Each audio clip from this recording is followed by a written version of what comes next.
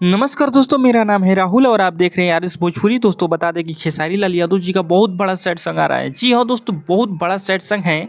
ये गाना सुनने में आ रहा है कि ये सबको रुला सकता है। जी हाँ दोस्तों, ये गाना सबको रुला देगा। ये ऐसा खतरनाक कश्यप जी गाना लिख दिए हैं, मतलब एक एक शब्द को चुन चुन के लिखे हैं।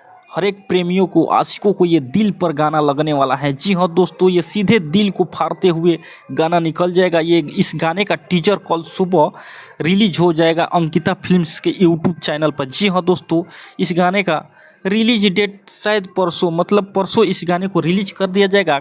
अभी ये खबर निकल कर आया है कि इस गाने को कल टीजर रिलीज कर दिया जाएगा। तो आप लोगों को ये इन्फॉर्मेशन यानी अपडेट कैसा लगा कमेंट बॉक्स में ज़रूर बताइएगा। आप लोगों को ये पोस्टर कैसा लग रहा है सैड सॉन्ग का, कमेंट बॉक्स में ज़रूर बताइएगा दोस्तों। और कश्यप जी के बारे में क्या कहना चाहते हैं ज़रूर बताइएगा।